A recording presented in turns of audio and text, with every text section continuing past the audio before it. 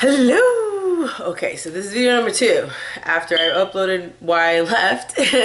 So now you know why I'm here. Relationship advice. Woohoo! Okay, let me start off with I guess a disclaimer. I am not a relationship counselor. I'm not a counselor. I'm just giving you my opinion, my perspective on my situation, my life, and then giving you what I've done, and then you guys by all means can use it, not use it. Take a grain of salt, try it, doesn't matter. But I wanted to say that because I know a lot of people could probably get offended by it too. So I'm not trying to offend anybody. I'm just trying to tell people how I did things when I was married and in my relationships, and see how it goes. Okay. So I think the first video should be about happiness, because that's a big one. And a lot of people find their partner to try to make them happy. And it's kind of hard to put that pressure on a guy or vice versa on a girl, or if you're in a same-sex couple, whatever relationship you're in, your partner, to make you happy. That's impossible. Because if you can't make yourself happy, how can he or she or they can make yourself happy? Like, it's hard. You know, like I watched a video from Will Smith that he was talking about, I retire from making his wife happy, because if he can't do it and she can't do it, it's going to be impossible for him to do it. So they found a balance, and that's why I idolize them so much, is because they've been through a lot, and they were leaning on each other to find happiness. Now, leaning on each other for support is totally different. But for them to make you happy, you have to be happy yourself. And then whatever they do can make you happy. But it's not their job to make you happy. Like, I think I saw a quote on Instagram that said, I think I did a screenshot of it. Let me see if I can find it. Oh, whatever. I found a meme. It was like a saying on Instagram. I follow a bunch of people that do memes, relationship memes, and I comment on it. And it's like, you have to find your own happiness so that your partner can just give you a glimpse of happiness, because they can't. Their job is not to make you happy. It isn't. And if you put that on them, then your relationship is doomed to fail. Because that's one thing I noticed in my, I guess I'm 38 years old. I married my husband at 24, and he passed away when I was 33. And I was super happy before I met him, and then I met him and I was happier. But then I always blamed him, like, oh, you're not making me happy. And then I'm like, wait a second, why am I looking for him to make me happy? So then I found what made me happy, which was my job, which is being a midwife. And then I got insecure in my relationship because of how the relationship was going. And then, of course, there's always bumps in the road with your relationship, like with trust issues and stuff like that. But I also learned at a very young age never to bring your problems from the other relationship to the next. You need to heal from all those wounds before going into another relationship. And if you haven't heal on your own. Don't project that feeling towards the next partner. So I learned that with my husband. I learned that very much with my husband, that you have to heal from the last relationship and can't project that feeling to him. And that's maturity, to be honest. So if you're young and you've been hurt, it takes time to learn how to heal and to trust people and stuff like that. And I know people that are my age that still don't trust people. They're like, no, I don't trust anybody. But and then I do the same in the sense, like, I trust people, but I put a wall up. Like, I don't give them my whole entire, like, hey, I give you all my trust. It's just, there's no way. There's no possibility, no way that you can trust someone 100% at the beginning. You have to learn to that person. You'll never know the person 100%. I was married to my husband for 9 years, and I didn't know him 100%. And we knew each other to the extent of what one another wanted to know each other, but that's about it. So that's the two advices I can give you in this video is you have to find your own happiness. And if you are damaged goods, which is what people call it, you can't bring that injury to your next relationship, or that next relationship is doomed to fail. It really is. Some people ask me like, well, you jumped from one relationship to another. And I'm like, I'm not gonna lie. You know, like when my husband died, I think it was only a year when I started dating. But when I started dating, I know my limits. Like I knew I couldn't date someone locally.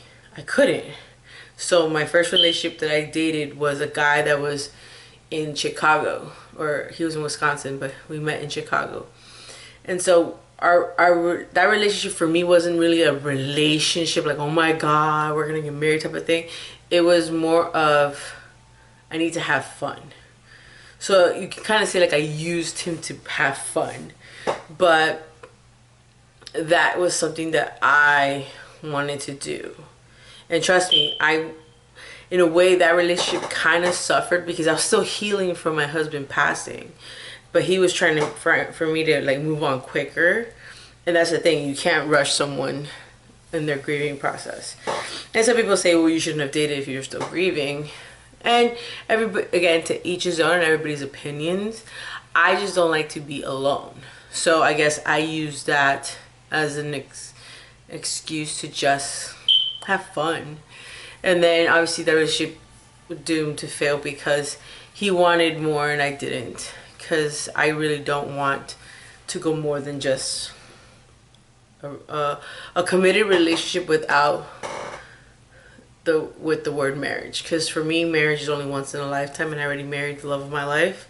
And yes, it's true, people tell me, well, you can meet another love of your life, and it's possible, but I'm not there yet. I'm still healing on that part. I'm still trying to find a balance on that part. So until I don't feel good with that right now, my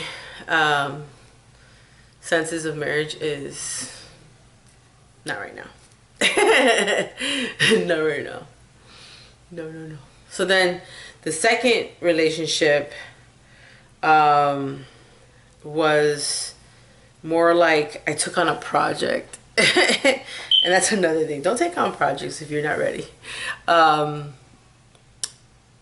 thought he was good for me in the sense of it was like a give or take in a situation. Like he was a personal trainer, so he was gonna help me lose weight. And somehow the relationship, it went like he needed me to take care of him and he didn't do his part. And then I got really upset with him and it took me forever to get rid of him. It was literally like what's that scary movie? I think Single White Female. I don't know, something like the one that the girl like gets super attached to the person and like gets like dangerous and the guy almost dies or whatever. Well, I never almost died because I'm smart enough not to get caught up in that type of situation, but I did have to get like the cops involved to get rid of him and get a restraining order. And like we broke up and he lived in my house for almost a year because he wouldn't leave me, and he was trying to like still get me back, and I was like, no. And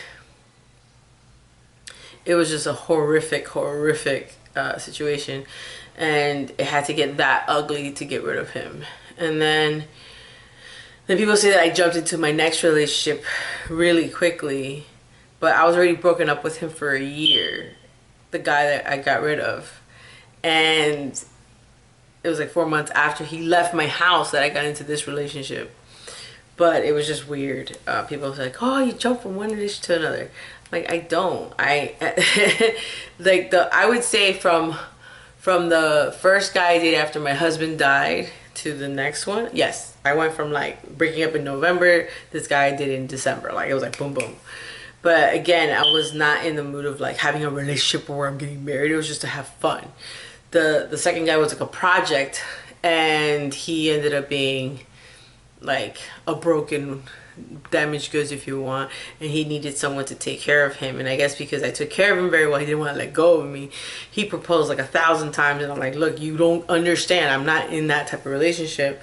And he would still be like, no, the only way I'll leave is if through death do us part. I'm like, we're not married, motherfucker. So then that's when I noticed, I was like, okay, this is done. Like, he doesn't get it. And so then this guy I'm dating now is almost like an epiphany of my husband. Like, he's totally like him in the sense of the daredevil, the badass, the responsible, very mature type of dude. And he gets me. So it's like, finally a guy that gets me. So we're at that point where we're into each other very much, but we've already made like the decision, like, we're not going further than what it is. Like, we're together, we're a relationship, but we're not like getting married or having kids. So we agreed on that, and I'm so happy that I finally found someone that totally understands that shit, because it's driving me crazy to like I don't want to date anymore in this lifetime, because like I said, I found the love of my life, my husband, and he was amazing. And for him to die at 43 and I was 32, no, yeah, I was 32 when he died. Yeah, I was 32. He was 43. Yeah, because he was 11 years older than me. And trust me, relationships are not easy. I'm going to tell you that. But I've noticed a lot of people giving up very, very quickly.